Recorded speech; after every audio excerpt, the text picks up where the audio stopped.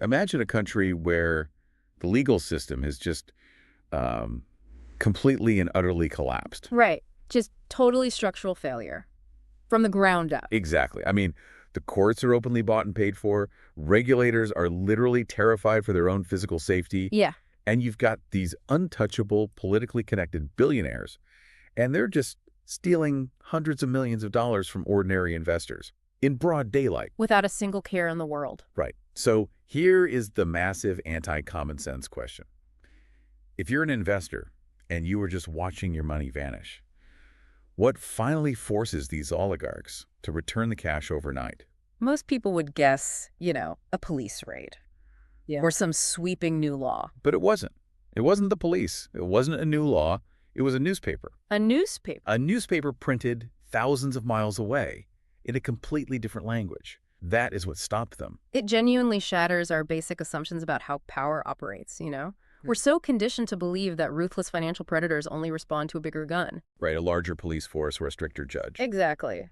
But the reality we are exploring today shows that when the state completely fails, the ultimate weapon to tame a market can actually be a sheet of pink paper and the English language. So welcome to the deep dive.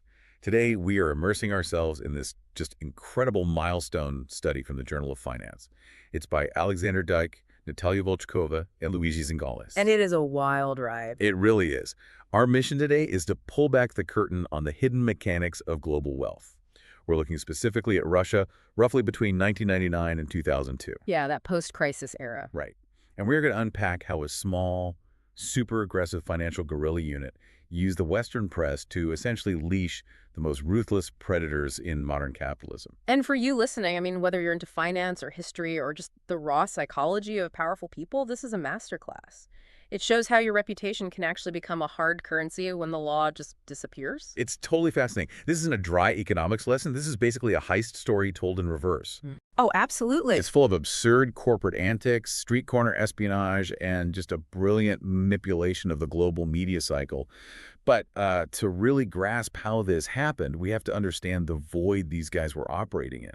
The predator's playground. Yes. Yeah. Let's set that stage. So, following the 1998 Russian financial crisis, the domestic market was a joke. The country defaulted on its debt, the ruble collapsed.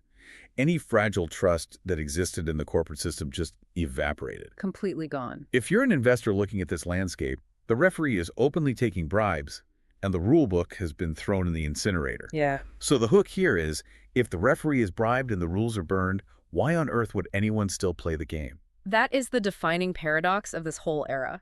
After 1998, corporate governance in Russia wasn't just weak, it was practically a myth. That's a piece of waste paper. Exactly. If you're a minority shareholder, meaning you own stock, but you don't have controlling voting power, all the standard mechanisms you rely on in the West simply did not apply. Derivative lawsuits where you can sue management on behalf of the company. Non-existent. The courts were easily and frequently bought. To really quantify this chaos, the researchers started with a massive data set from a local investment bank called Troika Dialogue. Right. They tracked 480 potential severe governance violations. Wait, 480? That is a staggering baseline for just a few years in one market. It's massive. But the researchers, they wanted absolutely bulletproof data. They couldn't just rely on rumors. So they meticulously filtered out anything ambiguous. They needed the ironclad cases. Right. And they narrowed that massive list down to 98 crystal clear, extreme, almost theatrical cases of minority shareholder predation. 98 undeniable instances of brazen theft. Yes, where controlling shareholders or management were just stripping assets away from everyone else. And it wasn't subtle. No, it was comical. When you read through the methodology of how these 98 cases were executed, the sheer absurdity jumps out at you. It really does. If you're listening to this and picturing like complex, subtle accounting tricks buried in offshore ledgers, erase that image. This was crude. Let's look at Tom Sneft in 1999. Oh, the shareholder meeting. Yes. So management decides they want to announce a massive dilution of their stock. And we should clarify what dilution actually means mechanically here. It's not just a buzzword. It's a direct, violent wealth transfer. Yeah, break that down for us. Imagine you own 10% of a company. The company has 100 shares, so you have 10 shares.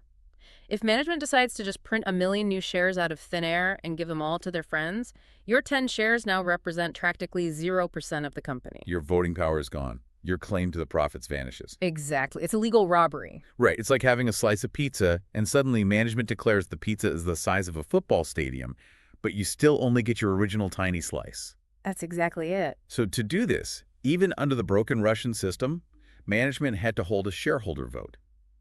And they knew the minority shareholders would obviously vote against it. Right. No one votes to destroy their own money. So how do they solve this? Yeah. They didn't hack a voting machine. They didn't forge signatures. On the exact day the shareholder meeting was supposed to happen, management simply changed the physical location of the meeting. They weaponized geography. Yes. They moved it to a location so remote, so deep in the middle of nowhere, that it was physically impossible for any of the minority shareholders to travel there in time to vote. They basically said, hey, the meeting is 1,000 miles away now. It starts in 2 hours. Good luck. It's so crude. And the most chilling part is, under the regulatory system at the time, that maneuver was entirely unpunchable. Totally legal, or at least practically legal. If you brought that to a local judge, they'd just shrug at you. Let me give you an analogy for what this feels like. Imagine you're playing a board game with friends, but the banker decides to just openly grab cash from your pile. Right. And when you try to complain, they just pick up the entire game board, walk into another room, lock the door, and declare that since you aren't in the room, you forfeit your turn. And the police outside just watch it happen and say, well, those are house rules. Exactly. It's madness. But physical exclusion is almost comically crude. What was happening to the actual assets was way more devastating. Oh, absolutely. This wasn't just about stealing a turn in a game. It was about evaporating billions of dollars in broad daylight. So how do you make hundreds of millions of dollars vanish without a single police investigation? The hook for this section is you keep it in the family.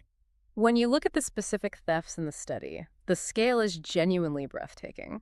Let's look at Gazprom. The natural gas giant. Right, one of the biggest energy companies on the planet. They were funneling these massive, incredibly lucrative pipeline construction contracts to a single contractor called Stroy Transgas. Okay, so if you're a savvy investor, your first question is obviously, who owns Stroy Transgas? Exactly. And the researchers mapped out the cap table. More than half of this contractor, 57.04% to be exact, was secretly held by the relatives of Gazprom's own executives. We aren't talking about distant cousins or complex trusts 3 layers deep. The son of the former CEO held nearly 12%. The daughter of the current CEO held over 6%. A Gazprom board member and his immediate relatives held a staggering 32.3%. So they were just directly siphoning wealth from a state-affiliated giant into their kids' bank accounts. Yes, a structural systemic looting. To visualize that, imagine a company winning billion-dollar state bids, and more than half the company is literally just the CEO's kids. But it gets even more blatant. Let's talk about the Rosban heist. This one is my favorite. It's so audacious. Gazprom management decided to transfer a 51% controlling stake in a subsidiary called Rosban. Now, Rosban was not a shell company. It was sitting on 230 billion cubic meters of natural gas reserves. A massive, highly strategic asset. Right.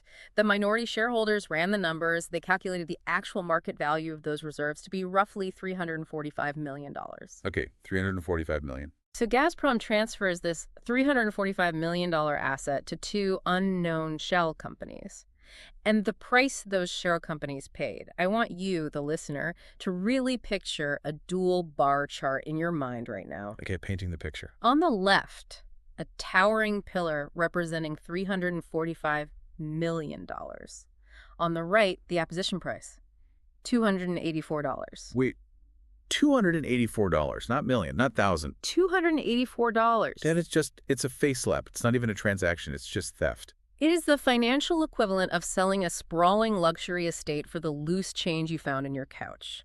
And they did this all the time. Like with Zapsib Gazprom. Exactly. Gazprom held a 51% controlling stake there. And through targeted dilution, they just allowed their own controlling stake to shrink down to 37%. Which makes no sense. Why would a parent company voluntarily dilute its own control? Because that deliberate dilution opened the door for shell companies to swoop in and acquire 21% of the subsidiary for essentially zero cost.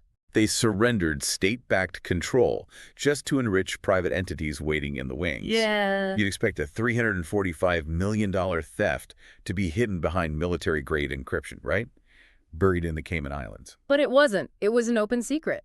Because traditional governance was dead, the oligarchs didn't even bother covering their tracks. Why spend money hiding a theft when you know for a fact the police aren't coming? But if you're an investor, if I'm holding a piece of paper that says a 345 million gas field was sold for the price of a cheap TV, and the local authorities absolutely will not help me, what on earth can I actually do? Do I just give up? The vast majority did exactly that. They wrote it off as the cost of doing business in a lawless market. But not everyone. No. If you refuse to give up, you have to realize that fighting on their turf is suicide. You can't fight them in corrupt courts. You have to find a completely different weapon, a completely different battlefield. Which brings us to the financial guerrilla. This is where it turns into a heist movie. Enter the Hermitage Fund, led by Bill Browder. Right. After the 1998 crisis, Hermitage looked around and realized traditional investing was dead.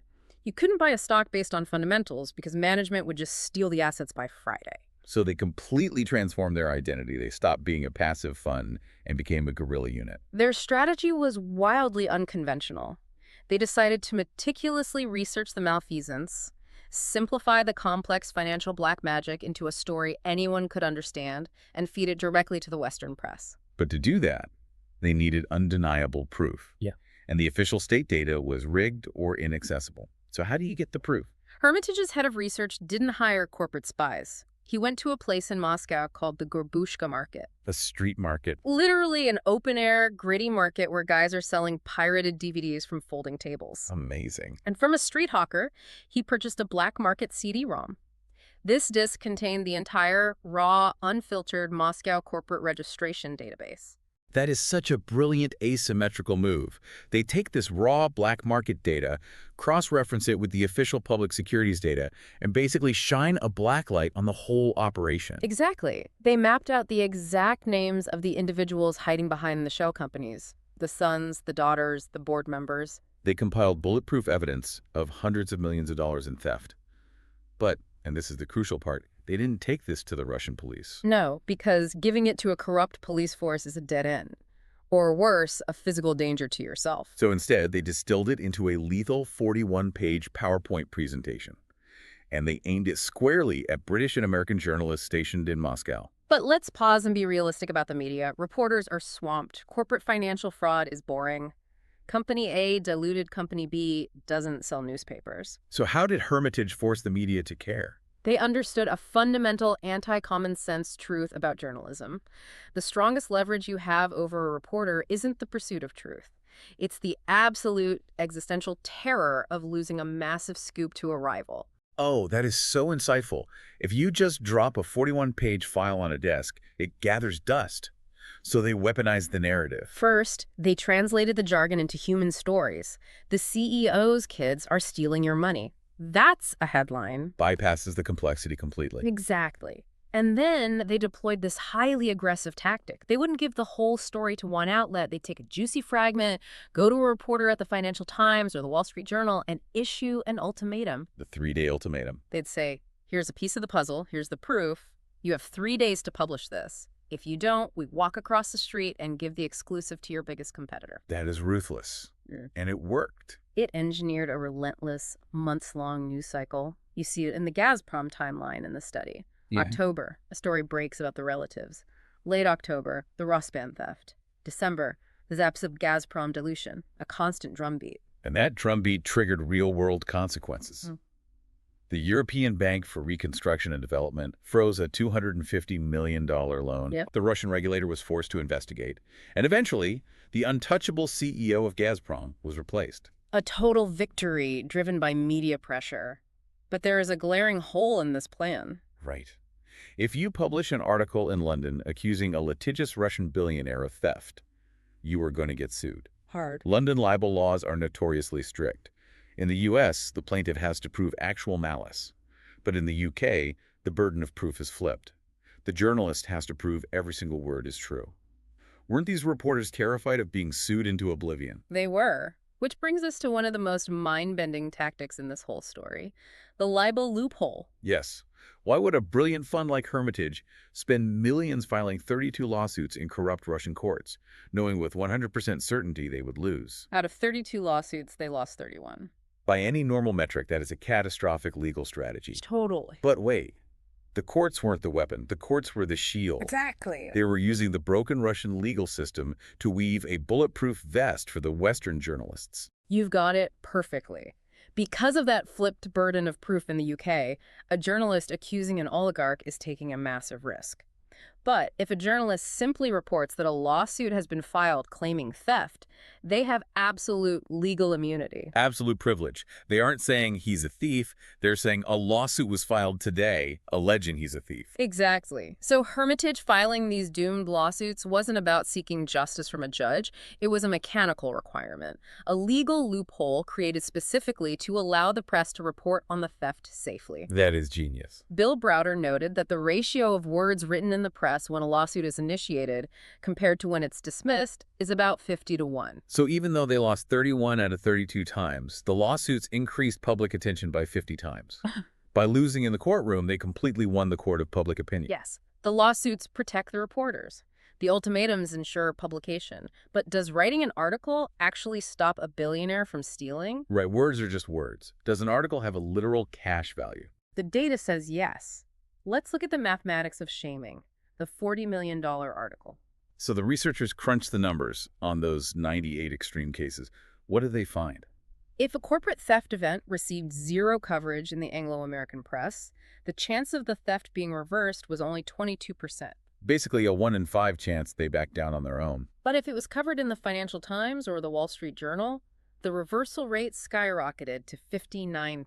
From 22% to 59%, just because ink was printed on paper. And they broke down the marginal effect. Using regression analysis, they calculated that every single additional article published in Western media increased the probability of stopping the theft by 5 percentage points. 5% per article, so translate that into actual money. Given the average size of these companies and the average amount of equity being stolen, which was roughly 57%, the researchers calculated that one single article in the FT or WSJ was worth, on average, $40.4 million to minority shareholders. $40 million for one article. And for larger, highly liquid companies, it was over $74 million. Okay, but if you're listening and you know statistics, you're screaming, correlation does not equal causation. Absolutely. Endogeneity problem. Right. How do we know the media caused the fix? Maybe the reporters just write about cases that are already getting fixed anyway. The researchers anticipated this. To prove causality, you need what economists call an instrumental variable. Okay, let's unpack that without the jargon. We need a perfect test case.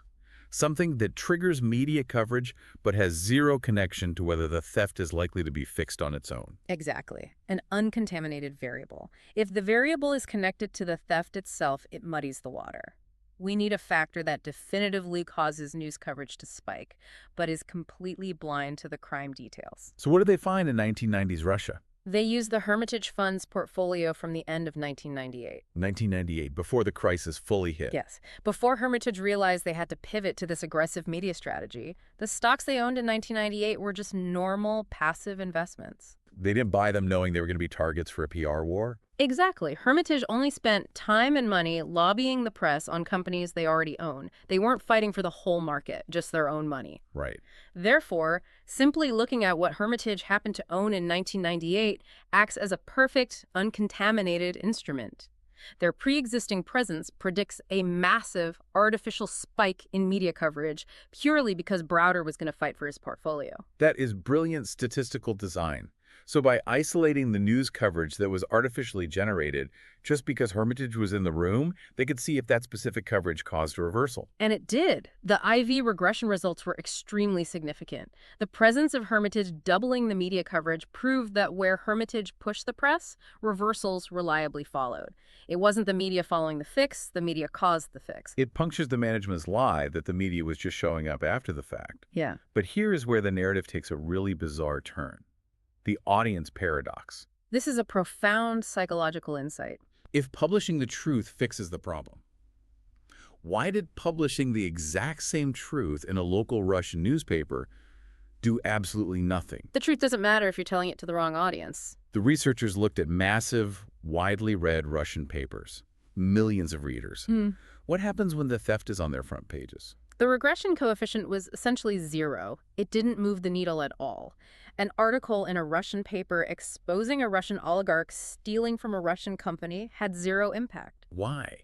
Did the readers just assume the papers were corrupt? That was part of it. The public was desensitized to these information wars between billionaires, but the researchers went a step further. They wanted to know if it was the language or the credibility, so they looked at the Vedomosti test. What was Vedomosti? It was a highly respected Russian-language business paper, jointly owned by the Wall Street Journal and the Financial Times. It had the exact same high credibility as the Western papers. So the facts are identical. The credibility is identical. Yet, its article still had 0 effect on stopping corporate theft. So why does the English article printed in London work and the highly credible Russian article in Moscow fail? Because the shaming mechanism isn't about internal guilt. It's not about feeling morally wrong. It's entirely about who you are embarrassed in front of. The oligarchs simply didn't care what the local Russian public thought of them. Not at all. There was no social or financial penalty in Russia for being ruthless. You don't lose status in a predator's playground for being the biggest predator. Which brings us to the ultimate question. What did these untouchable billionaires actually care about? What was their Achilles heel? Their desperate need to be loved or accepted by the international elite. They needed the West. They were utterly dependent on the West for 3 things. First, capital. You can't build a global empire without access to cheap foreign financing and international markets. Your domestic rubles only go so far. Second, insurance. These guys knew the Russian political system was unstable. Today you're the king, tomorrow you're in exile. They needed to launder and park their stolen assets in the West, in London real estate, Swiss bank accounts, as a safe haven. So if the Western press labels you a massive fraud, your Western bank accounts might get frozen for money laundering compliance. You lose your escape route. Exactly. The press is a compliance trigger. And the third thing is ego and social status. They wanted the ultimate global VIP pass. Invitations to Davos. Yes. Seats on the board of Western museums. Acceptance into high society. The study cites Oleg Deripaska, who had his Davos invitation revoked purely because of negative Western press. So the English press was the gatekeeper to the Western world. An article in the FT could instantly evaporate their credit, freeze their accounts, and make them a social pariah in London. They backed down out of pure self-interest. Yes. But what about the Russian government? The study says 36% of the fixes came from state regulators stepping in. Did reading the paper suddenly give these corrupt bureaucrats a conscience? This is another moment where reality is the exact opposite of what it seems. Sometimes the strong arm of the law is just a terrified bureaucrat hiding behind a foreign journalist. The regulator's mask. Tell us about Vasilyev. Dmitry Vasilyev was the head of the Russian Securities Commission, the top regulator. He admitted that he would secretly call Hermitage and literally beg them to publish attacks in the English press. The top regulator is begging a foreign hedge fund to do his dirty work. That means the regulatory body was entirely captured. Completely. The oligarchs owned the government. If Vasilyev initiated an investigation on his own, he'd be fired or worse. But if a massive scandal explodes in the Wall Street Journal, suddenly he has a shield. He can throw his hands up and tell the oligarchs, "My hands are tied. The international community is watching. I have to regulate you." The foreign press was a weapon weak bureaucrats used to borrow power. So you had this insane ecosystem. Hedge funds writing the news, lawsuits acting as PR shields, regulators begging for bad press, and oligarchs complying just to keep their Davos tickets. Did this actually fix the market? It did. The miracle of reputation. Look at the data from 1998 to 2002. As the oligarchs realized the lethality of the international press, they started pricing the reputation cost into their decisions before they even committed a crime. The violation rate for companies Hermitage owned plummeted from 15% all the way to 0. 0. And for the rest of the market, it dropped from 4% to under 1%. The researchers used a hazard function model, which showed that the more articles printed, the faster the oligarchs surrendered. So a lawless, violent market was suddenly tamed without passing a single new law. Yes. In emerging markets where the rule of law is absent, international media and reputation serve as the ultimate legal substitute. As long as a predator needs to plug into the global economy, they are never entirely safe. Which brings me to a chilling final thought for you, the listener, to mull over. Yeah. This study is 2 decades old. It relied on a world where bad actors wanted to be part of the Western system. They desperately needed the West. The whole mechanism hinged on that. But look at the world right now. Geopolitical fracturing, massive decoupling, the rise of closed, self-sustaining financial ecosystems. Capital is becoming balkanized. So what happens tomorrow? What happens when the oligarchs of the world decide they no longer need Western capital? What if they have their own VIP rooms now and they don't care about a ticket to Davos? If they start caring about their reputation in the West and local laws are still broken, Who is going to stop them then? If the world is actively turning off the only flashlight that works, what happens in the dark? Think about that. Until next time, thanks for joining the deep dive.